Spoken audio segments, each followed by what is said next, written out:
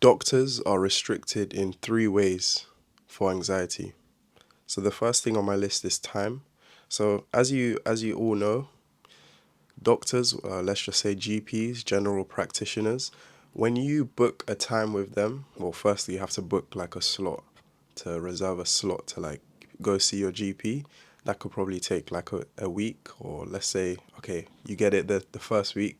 Let's say you get it 3 days in, you've called your GP and you're booked in now.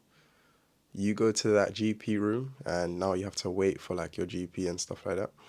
Okay, amazing. Now your GP has come and you walk into the room and you're sitting down and then you're just there for like 8 to 11 minutes talking about general things when your specific problem is anxiety.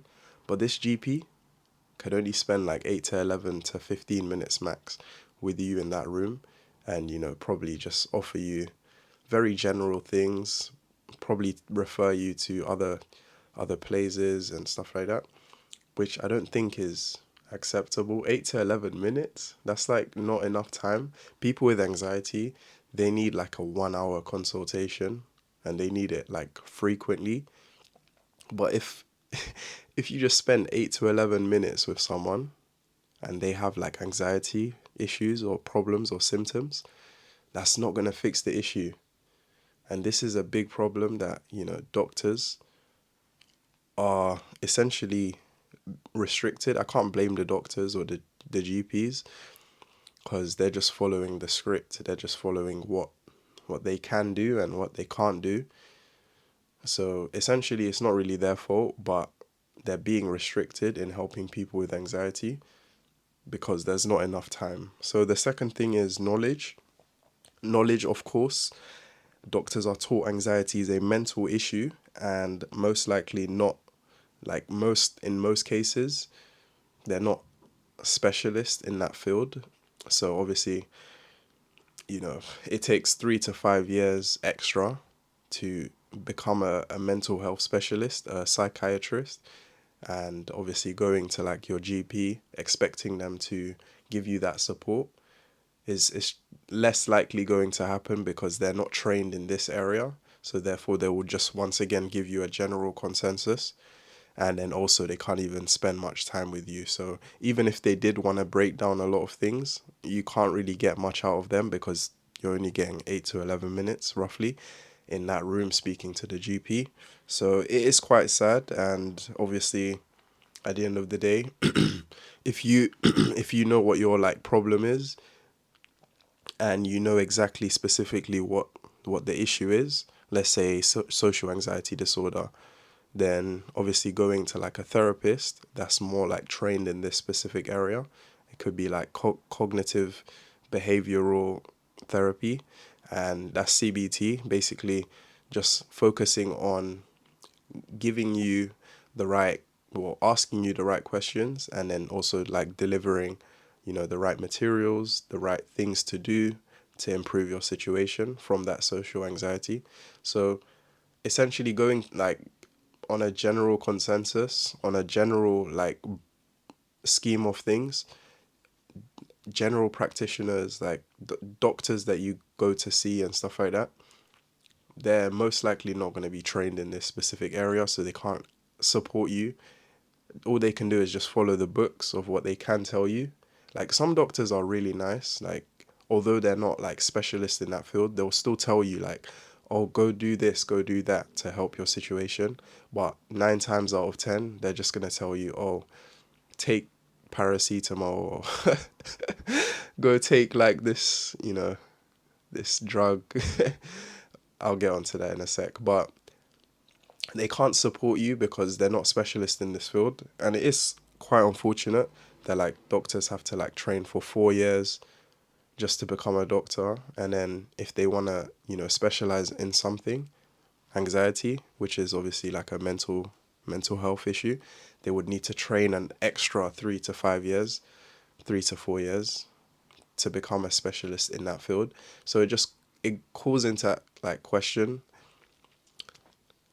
should we have should doctors already be trained in mental health, in the mental health, in the mental health specific niche, at least cover some things, helping people with anxiety, depression, etc.?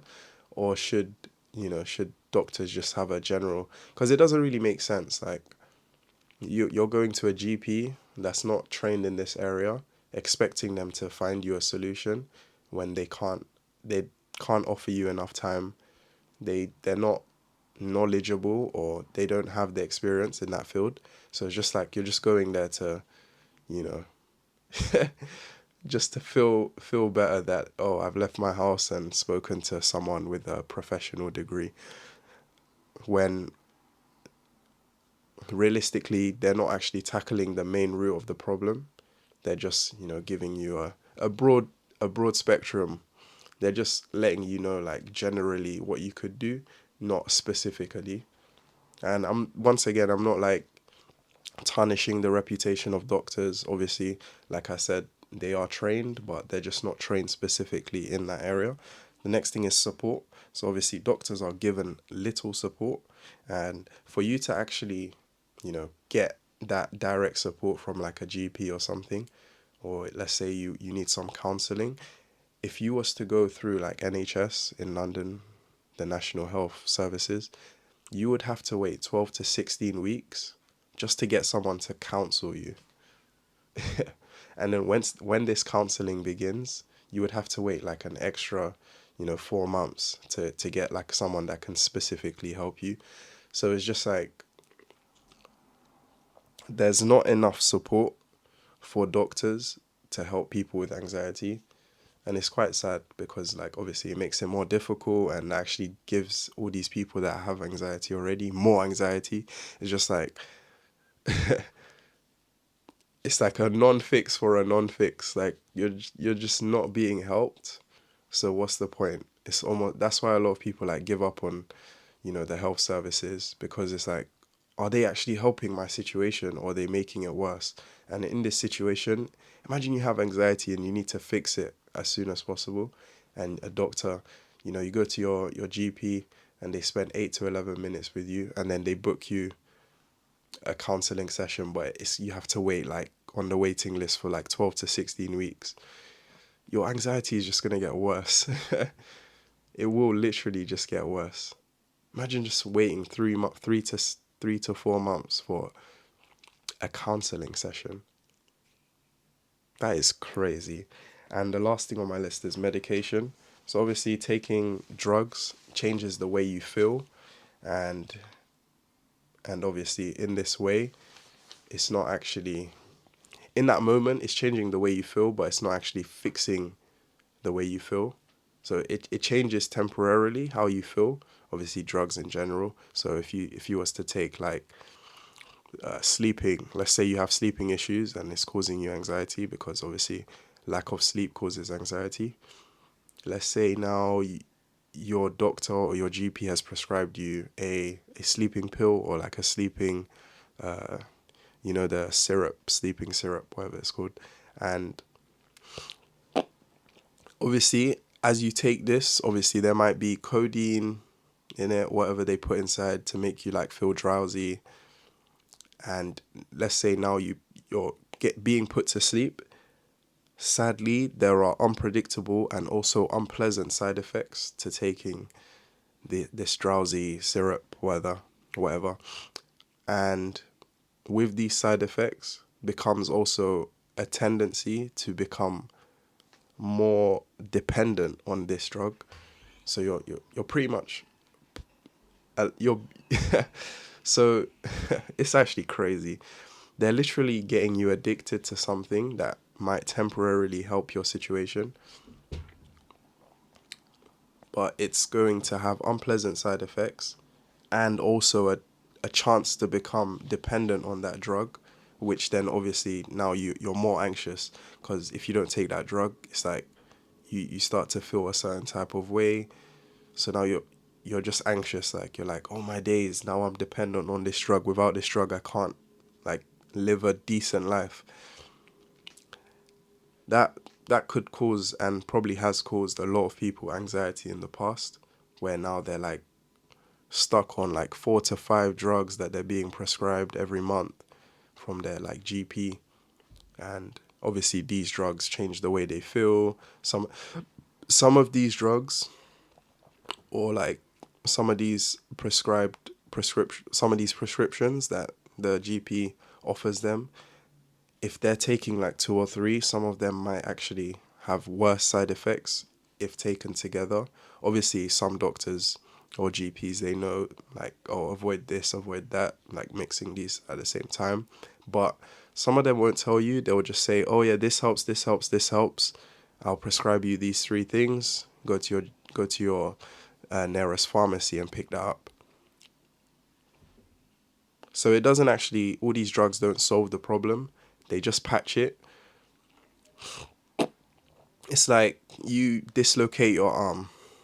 You could take a painkiller, but actually fixing the problem would be, going to like a chiropractor or someone like specialized in the field of, muscles and bones. And then they know they need to click it back so that your body can allow it to heal, like in that area that, it's been disrepaired or repaired. I don't know what the opposite of repair is. It's been broken. Let's just say your arm's broken or your shoulder has dislocated. They know that for it to heal properly, you need to put it back into place. Like the painkillers aren't gonna help. It will help momentarily, but it's not actually gonna fix the problem. So essentially, that's what I mean. Like obviously finding the deep root problems, going to therapy, seeking a psychiatrist, but taking all these supplements and drugs, it's not going to fix your issue. A lot of people have made their situation worse, and then also there's like a likelihood to be dependent on these drugs and medications. So I would personally like stay away from stuff like this. Avoid, go see your GP, but just know or have in mind that after leaving that session, you're most likely not going to have, your solution. Because, like I said, these guys are not specialists in this field. So it's sad, but these are the four ways that doctors are restricted. And if you would like a video on, how you can solve your solutions to how you can solve your problems to these hindrances that obviously doctors can't fix, then I will make a video in the future. Make sure to check out my Patreon. Also check out my Discord. The Discord is officially up, guys. So guys, go spam that. Go join. It's completely free. And I will also be doing like conferences and live events in the future. So stick around. It's going to be amazing. It's been your boy Paul Khadar. Hopefully you've gained some value from this. Take care, guys. We out. Peace.